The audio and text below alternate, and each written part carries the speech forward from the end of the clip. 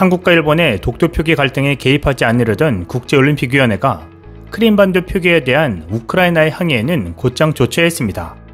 23일 러시아 스푸트니크 통신 등에 따르면 2020 도쿄올림픽 홈페이지에는 당초 우크라이나와 크림반도의 국경이 분리된 지도가 실려 있었으나 우크라이나 측이 IOC에 항의한 뒤에는 경계가 사라진 지도로 교체됐습니다. 당초 국경 분리 표시를 내 크림반도가 러시아 영토인 것으로 묘사했다가 우크라이나 측이 항의를 받고 이를 수정한 것입니다. IOC는 서비스 제공자의 실수였으며 내용을 인지하자마자 사과와 함께 이를 수정했다고 설명했습니다. 드미트로 쿨레바 우크라이나 외무장관도 이날 자신의 트위터를 통해 어제 올림픽 홈페이지에 잘못된 지도가 실린 것을 알았고 즉시 IOC에 연락을 취했다. 그들은 즉시 사과했고 지도는 수정됐다고 전했습니다. 크림반도는 우크라이나와 러시아가 각자의 영토라고 주장하는 분쟁 지역입니다. 러시아는 2014년 3월 크림반도 주민들을 상대로 실시한 주민투표에서 96.7%의 주민이 러시아 귀속을 지지했다면서 크림 주민들이 국제법에 따라 민주적인 방식으로 러시아로의 병합을 결정했다고 주장하고 있습니다. 하지만 우크라이나는 러시아가 무력을 동원해 크림을 강제 점령했다면서 반환을 요구하고 있고 미국과 유럽연합 등 서방은 이 같은 우크라이나의 입장을 지지하고 있습니다. 이런 가운데 IOC가 우크라이나 측에 손을 들어준 것입니다. 러시아는 즉각 항의하고 나섰습니다. 주일 러시아 대사관은 24일 페이스북에 올린 성명을 통해 2020 올림픽 사이트에 러시아의 크림반도 기속이 잘못 표시된 지도가 게재된 것과 관련해 크림은 국제기준에 따라 실시된 주민투표에서 주민들의 자유로운 의사표시 결과 러시아의 일원으로 기속됐음을 상기시킨다고 밝혔습니다. 대사관은 크림은 러시아의 뗄 수 없는 일부분이며 반도의 기속에 관한 문제는 최종적이고도 불가역적으로 마무리됐다면서 IOC와 도쿄올림픽 조직위가 명백한 법적, 객관적 현실에 맞춰 관련 지도에 크림 표시에 합당한 수정을 가해줄 것을 기대한다고 요구했습니다. IOC의 크림반도 지도 관련 조치는 그간 일본과 한국의 독도 문제에 관해 소극적인 태도를 보인 것과는 반대되는 행보입니다. 앞서 도쿄올림픽 조직위원회가 공식 홈페이지 내 지도에 독도를 자국 영토인 것처럼 표시하자 문화체육관광부와 외교부, 대한체육회 등은 IOC에 여러 차례 항의 서한을 보낸 바 있습니다. 하지만 IOC는 도쿄올림픽 조직위원회 측에 문의한 결과 성화 봉송론의 독도 표시는 순수한 지형학적 표현이며 어떠한 정치적 의도도 없다는 확인을 받았다며 일본의 답변을 되풀이할 뿐 적극적으로 중재하지 않았습니다. IOC와 도쿄조직위원회가 러시아의 요구에도 모르쇠로 일관하자 러시아 푸틴 대통령이 직접 나섰습니다. 도쿄올림픽 홈페이지에 독도뿐만 아니라 쿠릴 열도도 일본 땅으로 표기되어 있는데 이것까지 해결하겠다는 것입니다.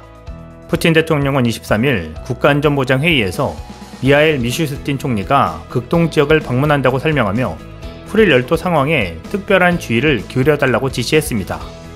푸틴 대통령은 이 회의에서 미슈스틴 총리로부터 매우 좋은 제안을 받았으며 절대적으로 독특하고 전례 없는 성격의 것이라고 말했습니다. 자세한 내용은 밝히지 않았지만 절대적으로 독특하다, 또 전례 없는 성격의 것이라는 말에서 쿠릴 열도에서의 경제활동 참가에 한국이 거론될 것으로 조심스럽게 예상되고 있습니다.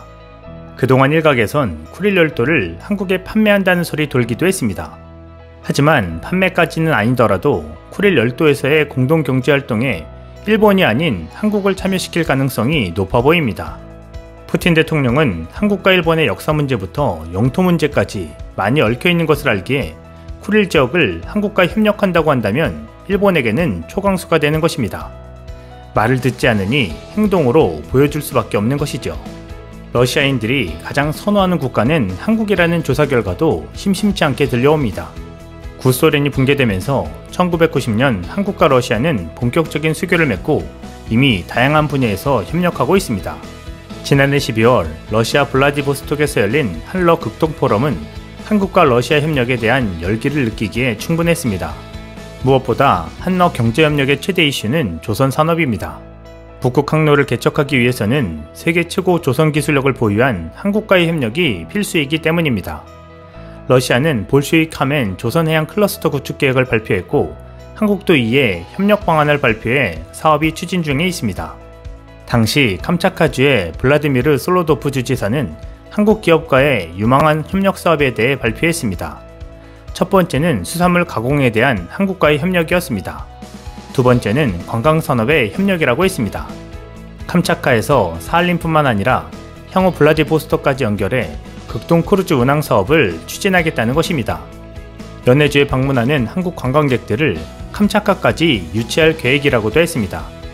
세 번째는 물류와 북극 항로 운송을 들었습니다.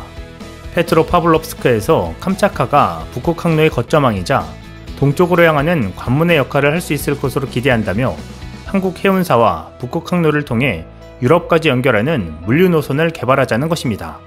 이외에도 수소협력과 건설에 대해서도 협력하고 있습니다. 최근에는 러시아의 백신을 한국에서 생산하게 하는 것도 큰 신뢰를 보여주는 것으로 파악됩니다. 블라디보스토크나 사할린 등에서는 한국인의 후예들이 많이 살기에 한국인에 대한 호감도도 높습니다. 말 그대로 쿠릴 열도에서 한국과 공동 경제활동을 시작한다고 하면 엄청난 사건이 되는 것입니다.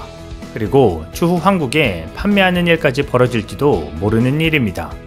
현재 러시아는 시베리아 지역 철도에 현대화 투자를 시작했습니다. 이는 러시아의 극동지역 개발과 경제 활성화를 위한 것이지만 한국 입장에서는 물류망 확대 효과 등 장단기적으로 수출 의존도가 높은 한국 경제에도 도움이 될 것으로 보입니다. 해운 운임이 급등하면서 한국 수출 기업들이 러시아 철도를 통한 화물 운송도 증가하고 있는 추세입니다. 수린이라는 러시아 전략가는 아예 시베리아에 한국과 러시아의 공생국가를 만들자는 참신한 제안을 하기도 했습니다. 한국과의 경제협력으로 두 나라의 관계가 강화되면 한국은 그 지정학으로 인해 러시아 안보에도 많은 도움이 된다는 것입니다. 안보라는 측면에서 한국은 미국뿐 아니라 러시아에게도 매우 기묘한 나라라고 평가되는 상황입니다. 한국 역시 한반도의 통일과 안보에도 러시아는 유리한 존재가 될 것입니다. 때문에 이번 미슈스틴 총리의 쿠릴 지역 방문에 대한 관심은 높아지고 있습니다. 미슈스틴 총리가 방문하면 2019년 8월 이 지역을 방문했던 메드베데프 전 수상 이래 처음이 됩니다. 극동 언론에 따르면 미슈스틴 총리는 26일, 27일 쿠릴 열도를 관할하는 사할린주를 방문합니다. 푸틴은 또 러일 간의 협의가 정체하고 있는 쿠릴 열도에서의 공동 경제활동을 염두에 두고 경제활동 참가에 필요한 조건 만들기로 미슈스틴 총리와 협의해왔다고 설명하고 있습니다.